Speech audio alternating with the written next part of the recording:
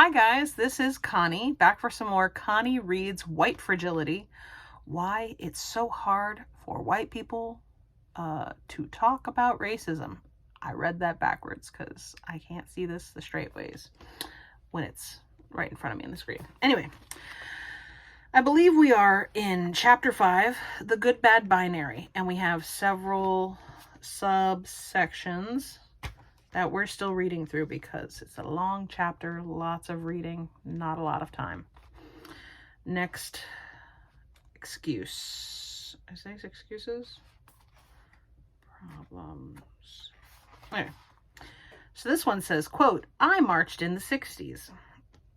Someone who tells me that they marched in the 1960s, like the person who tells me they know people of color, is telling me that they see racism as a simple matter of racial intolerance, parentheses, which clearly they don't have, or they could not have tolerated marching alongside Black people during the Civil Rights Movement, closed parentheses. They are also telling me that they believe that racism is uncomplicated and unchanging. Yet, in the 1960s, we thought race was biological. We used terms like Oriental and colored. Nevertheless, in the light of an action they took more than 50 years ago, they see their racial learning as finished for life. Their action certifies them as free of racism, and there is no more discussion or reflection required. It also assumes that absolutely no racism, even unconsciously, was perpetuated towards Blacks by well-meaning whites during the Civil Rights Movement. Yet the testimony of Black civil rights activists tells us otherwise. How many white people who marched in the 1960s had authentic cross-racial relationships with African Americans? Question mark. Certainly there was, and still is, racial segregation throughout the North too. Perhaps not as explicitly enforced, but surely enforced implicitly in countless ways. Perhaps many of those white Northerners who came down south to save Black people had some patronizing or condescending attitudes. Might many have dominated discussions, not listened to others, and assumed to know what was best? Did they say many racially problematic things that Southern Blacks were forced to endure? Had I been old enough, I probably would have marched in the 1960s. And yet, as far as into the 1990s, I was saying and doing racially problematic things. Although I do them less often and less blatantly today, I still do them. Again, the claim that someone is not racist because the person marched in the 1960s rests on the simplistic definition of racism as a conscious intolerance of Black people. So that excuse is out. Next quote. I was the minority at my school, so I was the one who experienced racism. While everyone of every race holds prejudice and can discriminate against someone of another race, in the U.S. and other white settler nations, only white people are in the position to oppress people of color collectively and throughout the whole of society. This claim defines racism as a fluid dynamic that changes direction according to each group's ratio in a given space. While a white person may have been picked on, even mercilessly, by being in the numerical minority in a specific context, the individual was experiencing race prejudice and discrimination, not racism. It says not racism in italics. This distinction is not meant to minimize the white person's experience, but aims to clarify and to prevent rendering the terms interchangeable and thus meaningless. Moreover, the society at large is still reinforcing white supremacy, and everyone in the school was affected by it. It is likely that white students at such a school were treated better by teachers, and that higher expectations were held for them. Their textbooks, the curriculum, and the administration still reinforced a preference for whiteness. Outside the school, parentheses, and in many aspects within it, close parentheses, these students were still granted white privilege as they moved through society. For most whites, being the minority in their school or neighborhood is usually temporary. They are probably no longer the minority in their environment, as upward mobility generally entails moving away from integrated spaces, or those in which people of color are the majority. Next excuse: my parents were not racist, and they taught me not to be racist. Whether you define racism as racial prejudices and individual acts, or as a system of racial inequality that benefits whites at the expense of people of color, parentheses, as anti-racists do, end parentheses, your parents could not have taught you not to be racist, and your parents could not have been free of racism themselves. A racism-free upbringing is not possible because racism is a social system embedded in the culture and its institutions. We are born into the system and have no say in whether we will be affected by it. I understand that many parents tell their children to not be racist, but the practice of our lives is more powerful than the words we say, and living a segregated life is a powerful message of practice. Of course, there are degrees, and it is certainly more constructive to be told that racism is wrong rather than right, but that is still not enough to completely inoculate us from the culture at large. Let's imagine that what the person really meant was this, quote, my parents were not racially prejudiced, and they taught me not to be racially prejudiced, unquote. This statement would still be false because it is not humanly possible to be free of prejudice. This statement simply indicates that the person is uneducated about the socialization process and the inescapable dynamics of human culture. A person's parents might have said that they were not prejudiced and thus denied their prejudice. They may have told their children that they should not be prejudiced, the result being that, like their parents, the children deny their prejudice. The parents may have sincerely hoped and believed that they were raising their children to not be prejudiced. But we can't teach humans to have no prejudice at all. The human brain just does not work that way as we process information about others. Most of us only teach our children not to admit to prejudice. A parent training a child not to say certain things that are overtly racist is teaching the child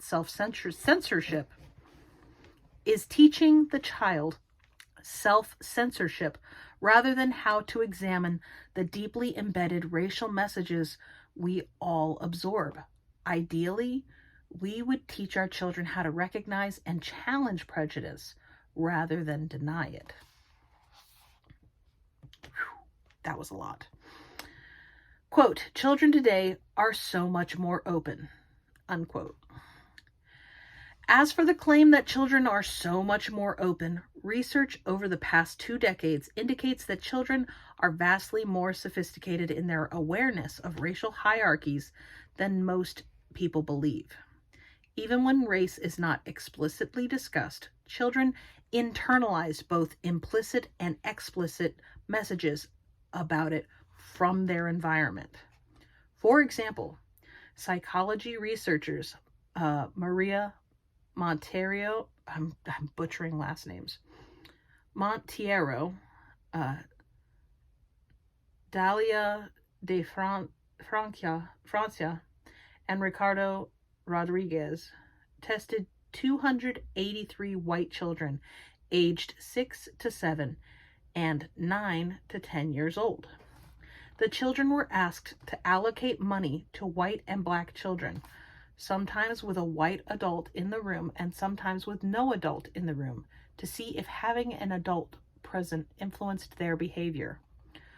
The researchers found that the younger group discriminated against black children in both conditions, while the older group discriminated against the black children only when no adult was present.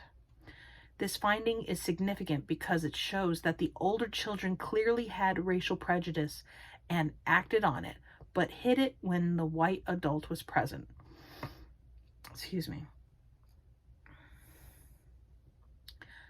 Thus, the children showed that they did not become less racially biased with age, but that they had learned to hide their racism in front of adults. Monteiro and her colleagues found racial hostility in white children as young as 3 years old. However, most white parents and teachers believe that children are colorblind. This false belief keeps us from honestly addressing racism with children and exploring with them how racism has shaped the inequities. This false belief keeps us from honestly addressing racism with children and exploring with them how racism has shaped the inequities that they already observe. Oh, wow. Next big bold quote. Race has nothing to do with it. How often have we heard someone preface a story about race with the statement, "Race had nothing to do with this, but," or "She just happened to be black, and," Let's look closer at why the person feels that it is necessary to make this opening point, as it usually illustrates just the opposite. The racist equal bad or not racist equals good binary is reflected in these statements because, according to the binary, if race had anything to do with it, then the person telling the story would be racially implicated and thus no longer positioned as colorblind or outside race. Further, if the story is about a conflict between the storyteller and a person of color, then the storyteller might sound racist, and that would mean that the speaker is a bad person. If, however, the speaker understands racism as an institutional system into which we are all socialized, then the speaker wouldn't make this disclaimer, understanding that the conflict cannot be free of racial dimensions. We bring our racial histories with us, and contrary to the ideology of individualism, we represent our groups and those who have come before us. Our identities are not unique or inherent, but constructed or produced through social processes. What's more, we don't see through clear or objective eyes. We see through racial lenses. On some level, race is always at play, even in its supposed absence. Next bold quote. I think we're getting close to the end. Yay! Focusing on race is what divides us. The idea that talking about racism is itself racist has always struck me as odd. It is rooted in the concept that race doesn't matter. Thus, to talk about it gives it undeserved weight. Many things that we talk about every day really don't matter. Precisely because these topics of conversation don't matter, they are easy to talk about. We know race matters a great deal, but for many of the reasons already discussed, we feel the need to deny its importance. Ironically, this denial is a fundamental way in which white people maintain unequal racial power. I have heard this response many times in the context of cross-racial discussions, most often at the point in which white racial power is named. Many whites see the naming of white racial power as divisive. For them, the problem is not the power inequity itself. The problem is naming the power inequity. This naming breaks the pretense of unity and exposes the reality of racial division. Even though participants of color repeatedly state that whites' refusal to acknowledge racial difference and power dynamics actually maintains racial inequity, white participants continue to insist that not talking about difference is necessary for unity. Although the participants are purportedly engaged in these discussions to explore differences in racial perspectives and experiences, as soon as these differences appear, many whites react as if there has been a violation. Of course, white norms are violated by naming white power, but unequal power relations cannot be challenged if they are not acknowledged. Refusing to engage in an authentic exploration of racial realities erases and denies alternate racial experiences.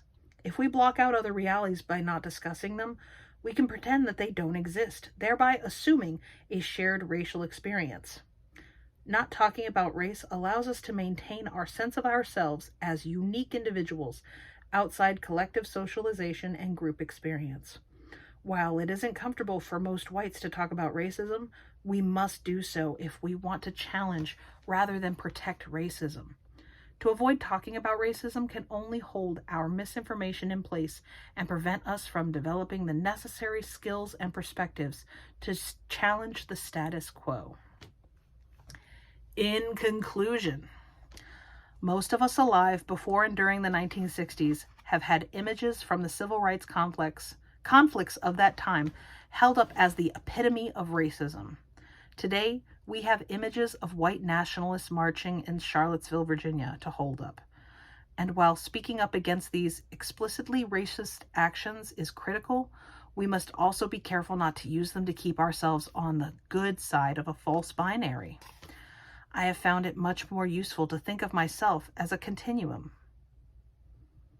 Racism is so deeply woven into the fabric of our society that I do not see myself escaping from that continuum in my lifetime, but I can continually seek to move further along it. I am not in a fixed position on the continuum. My position is dictated by what I am actually doing at any given time. Conceptualizing myself on an active continuum changes the question from whether I am or am not racist to a much more constructive question. Am I actively seeking to interrupt racism in this context? And perhaps even more importantly, how do I know? And that's the end of chapter 5. Whew. I'd love to know how you've been listening to it, what you've been processing in comments. Keep it kind. Otherwise, they get deleted because I don't have the strength. You know what it is? It's not even about having the strength.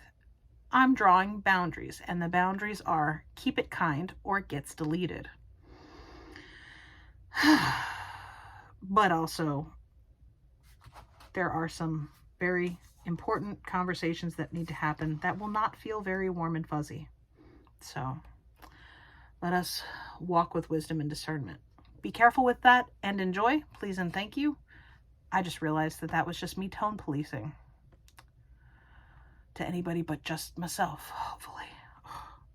If you are a person of color and you heard that, I apologize for that. This is how we grow. This is how we're learning, one step at a time. So hopefully there are more white folks willing to listen and try to do the work along with me. Like I was saying with my outro, be careful with that and enjoy, please and thank you. And I will see you for the next installment next week. Have a good one. Bye.